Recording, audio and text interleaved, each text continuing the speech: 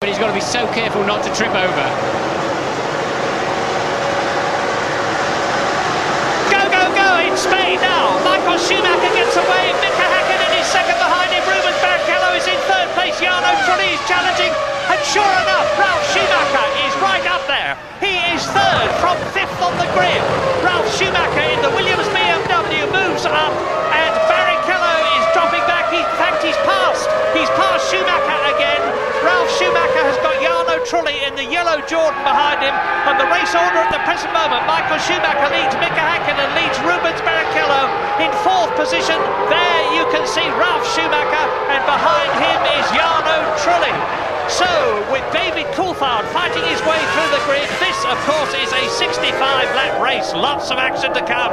Yes, and Coulthard had a reasonable start at the back. The man who just did not get off the line is Frentzen. He got away plumb last, thank God. Nobody ran into the back of him. So it looks like Frentzen's launch control didn't function, or he hadn't got it plugged in properly, and he is running well behind. But also now I notice, I think Coulthard is at the back of the pack. He's obviously tripped over somebody. James. Complete chaos here in the McLaren garage. They're only coming back with the pit equipment. It's all been flung aside, and they're all down there ready now for Coulthard with a spare nose. He's had an incident. I think the front wing's been damaged. All kinds of parts and bits thrown everywhere, trying to get ready. They are now ready for David Coulthard, though. What a dramatic start. And I think Frentzen had some problems as well off the start line, guys. Thanks, James. Well, rotten luck for David Coulthard. It's looking very tough indeed for him as Schumacher goes through. Häkkinen back on form. It is 8 races since Mika Häkkinen won a Formula 1 Grand Prix.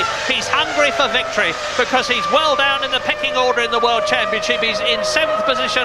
He's only got 4 World Championship points in comparison with Michael Schumacher and David Coulthard on 26. And David Coulthard, he comes into the pits right in front of me. David Coulthard comes into the pits. I'm looking across at him now, and the McLaren mechanics working furiously. You can see the back of the car up in the air. There's a new nose going on at the front. Martin. About 19 seconds to change that nose. It's got some special fasteners to enable them to do it properly, but of course carries a massive load from the front wing and the downforce, so it has to be fixed on securely. And well, we didn't see who he tripped over, but Coulthard clearly had a fine start and got into sort of 2/3 of the way into the pack by turn 1. It's clearly run into the back of somebody. Yeah, and he has to tour out of the pit lane, of course, because there's a mandatory speed limit there which you must not exceed, and if you do, you get a 10-second penalty plus the time it takes you to slow down and come in and then speed up and get out again. Meantime, on lap 2, you're looking at the second place man, Mika Häkkinen, who is sandwiched between the 2 Ferraris of Michael Schumacher, 0.6 of a second ahead of him, and Rubens Barrichello 1.4 seconds behind him. Now, Michael Schumacher knows what the challenge is. He puts down the hammer as he goes at 200 miles an hour into turn 1, pursued by Ralf Schumacher, now in 4th position. Jarno Trulli is in 5th place. There is the white and blue Williams. There is the yellow Jordan in 6th position. An incredible 6th position because Montoya, the Colombian, has come up into 6th position, and he started down in 12th place. So Montoya, who had a very grotty qualifying and practice sessions on the Friday and Saturday, is scything his way through the field. Replay. So front runners all got a good start. You can see Frentzen's Jordan absolutely stationary. He would later on spin his wheels and make a normal start.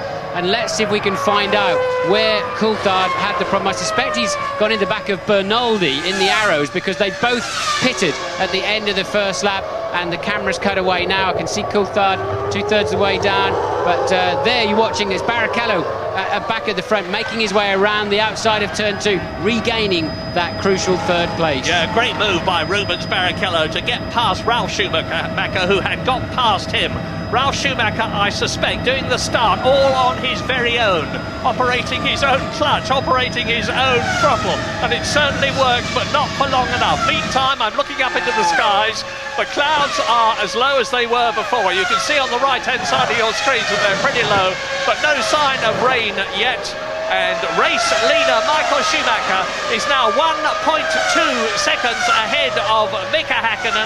It is Ferrari leading McLaren, leading Ferrari in third position, because in front of Mika Häkkinen is the Arrows there, you see, and he's passed it now, and now he has got to get past Fisichella in the Benetton as Michael Schumacher sprints away. The gap is still 1.8 seconds, or was at the end of the previous lap. They're on lap 23 out of 65.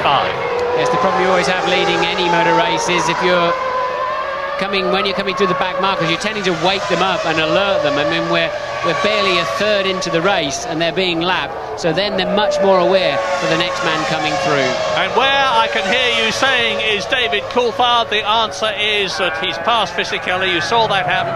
He's 13th at the present moment, but he's 11 seconds behind Luciano Berti's Prost in 12th position. He's lapping about 1.4 seconds a lap faster, so it's going to take him some time to catch him. And then he's got to get past Trulli and Alesi and Montoya and Raikkonen and Panis if he's to get into the points. But the good news for British enthusiasts and Jaguar enthusiasts is that Eddie Irvine is now in 6th position. Ferrari, into the pits comes Schumacher. Yep.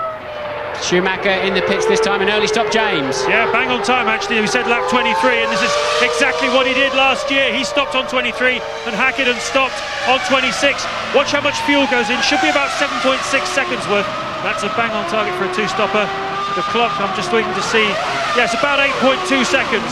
I timed it 8.2, guys, so bang on target for a two-stopper. Perhaps a reasonable amount of fuel for a middle stint. Let's wait and see what Hakkinen does. Yeah, let's, because Michael Schumacher rolls majestically out of the pit lane, gives it bags of welly as he crosses this line, which indicates that he is clear of the mandatory speed limit area and gets back into the race. Be a smile on the face of the McLaren people, because they know then that if they can do another 3 laps, let's say, or whatever they can do, suggest their car is carrying about 0.2 of a second more fuel than the Ferrari on the weight. So Villeneuve he was in 4th place at that time, making a good 8-second stop there. So Hakkinen now needs to pull out some Banzai, almost Schumacher-esque mid-race laps. It really is going to be close. McLaren pit stop this time around, and Hakkinen in the pit lane. James, are you there?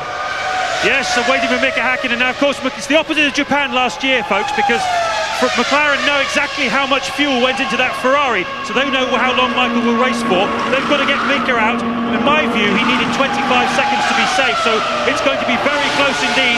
The tyres he's putting on are not new. There's a delay getting the hose off. It's not a great stop by Hakkinen.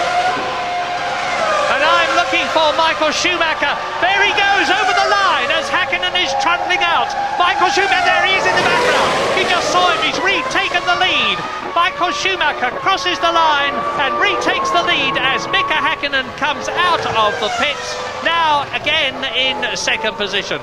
So that searing lap that Schumacher put in has done the trick. Lap 28, race order.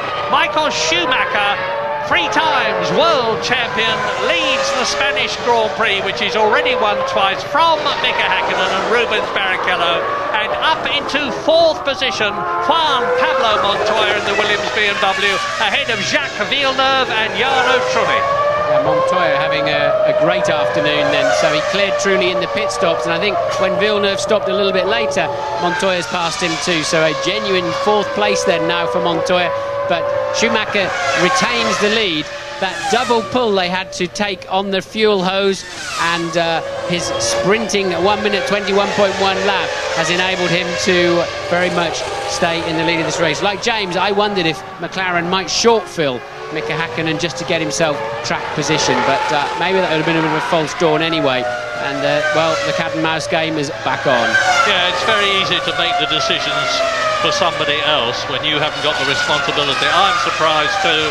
It would have seemed a fairly sensible thing to do, but now Bertie in 14th position, who is now 2 places behind his teammate Jean Alesi in his first race for Prost, is being caught to be lapped by race leader Michael Schumacher, and there in 2nd place Mika Hakkinen in the McLaren. And McLaren are coming out into the pit lane. That will be to bring David Coulthard in on lap 29 for his first. Last year Mika Hakkinen came on lap 41 and lap 42. Here is Schumacher. Up goes the filler cap and the refueler just waits, and bang, a beautiful stop. Michael Schumacher stops millimetrically perfect so that the fuel filler can slot in. Brand new set of tyres again then for Michael, and that was the stop that cost him this race last year when they had the fuel problems and the lollipop went up too early, but no such problems for Michael this time around, and surely now, barring problems, and he's driving so easily and so smoothly anyway, I don't think he's near the limit at all yet of his performance this afternoon. Surely Michael Schumacher now has this race in the bag.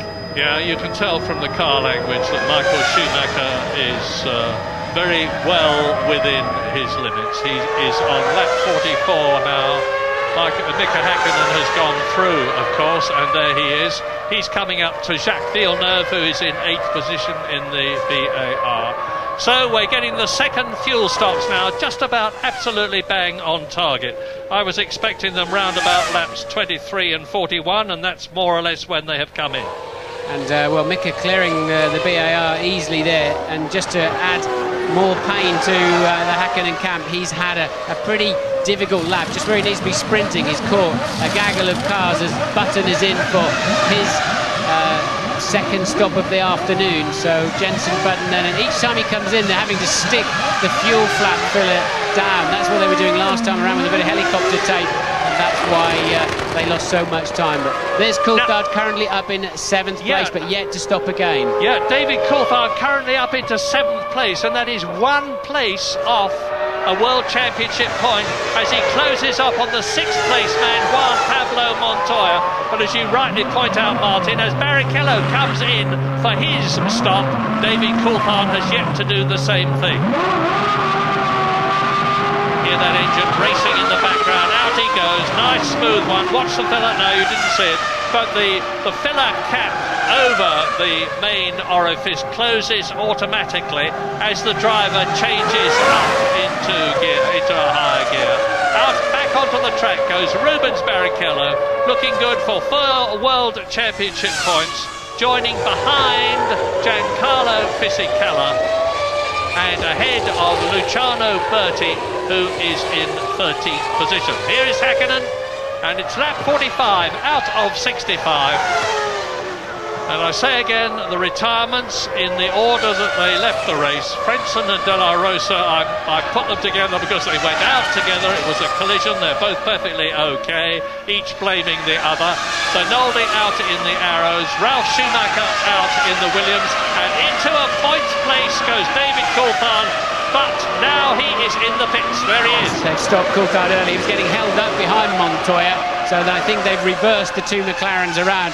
Coulthard getting well out of shape 2 or 3 times into that corner. He's had a moment through this afternoon under braking, but I think they've decided to pit him early, so in a hope he can clear Montoya and get genuinely up into the points. Yeah, puts the hammer down, but I can see the McLaren mechanics out in the pit lane now. Without a doubt, Mika Häkkinen is going to be coming in at the end of this lap, and he does so. Mika Häkkinen in, and he comes in with a 26-second lead. It's going to be mighty close. Yes, it is. I don't know what's going on with Michael Schumacher out there, but James, tell us through about a pit stop. Fantastic atmosphere down here. It's just come towards McLaren in literally the last 2 laps. Michael Schumacher's just dropped off the pace. Maybe traffic, whatever. Häkkinen's put the hammer down. Slight delay, but a nice stop by Häkkinen. It's going to be very, very, very close. Yeah, I'm looking for Michael Schumacher, and he still hasn't gone through, unlike the last time. And Mika Häkkinen's coming down to the end of the pit lane. Michael Schumacher just is into the straight, and Mika Häkkinen is going to get the lead. He does so. There is Mika Häkkinen. He's in the lead as Michael Schumacher comes out to lap Jos Verstappen. It's going to be a fantastic last 15 laps of this race, because Michael Schumacher has done his stops. Mika Häkkinen has done his stops. Mika Häkkinen is on a newer set of tyres and will therefore have greater grip. And Rubens Barrichello in my sight as I look across the pit lane rolls out of the race into the garage, and Montoya in the Williams moves up into a podium position, 3rd place. What a development. I can't believe Ferrari didn't see that, the team didn't see Barrichello's real problem on the TV screens, but how wrong was I about McLaren not having the tools to get Häkkinen in front? And I really don't know what happened to Michael's laps. He had 2 or 3 very, very slow laps. It must have been through the traffic. Meanwhile, Mika had got a lot of fuel on board, did put on a big spurt, And it's, as James said, over the course of 2 or 3 laps, this race just completely turned around. Yeah, the last race Mika Häkkinen won was the Belgian Grand Prix last year. He's gone through Italy and America and Japan and Malaysia and Australia and Malaysia again and Brazil and San Marino without a victory. Is this going to be the one that breaks the position for him? Well, he's in the lead now. You can look back down the track and see Michael Schumacher. The gap was 3.5 seconds. Now they've completed a lap after Mika Häkkinen has done his stop, and we will start to see whether Schumacher can make up any ground. It is lap 52. It is a 65-lap race. Montoya is third. Villeneuve is fourth. Trulli is in fifth place. Nick Heidfeld looks as though he is going to score another point. Completing his 64th and starting his 65th and last lap. And over the line goes the Ferrari. So it's just hang on as far as Schumacher is concerned. He knows that if he can just finish this race, he's going to have done the next best thing to winning, and that's to finish in second place and get the 6 World Championship points that can matter so much. That's Nigel Stepney, the man who Schumacher hit last year, nearest to the camera. And then down the road, down the gantry of the Ferrari, some very calm but no doubt very worried people, because they know that he's got to hang on for that last 5 laps or so. And it's going to be a wonderful return for Mika Häkkinen after many races in the wilderness as far as he's concerned. And he has lapped Juan Pablo Montoya and is coming out of the last corner of the lap to start his 65th and last lap of the 2001 Spanish Grand Prix. This is the man, Mika Häkkinen, who won in 1998, 1999, and last year. If he can just do this last 2.5 miles or so, he is going to have won this race 4 years in succession. He's slowing down, Murray. I thought I heard it rattling as it came past the pits last time. Mika Häkkinen is slowing right down. Is he out of fuel? Oh, this could be absolutely fantastic. He's got to finish this last lap. Meantime, Michael Schumacher at reduced speed will be closing up on him, and there is Schumacher starting his last lap as Mika Häkkinen tours.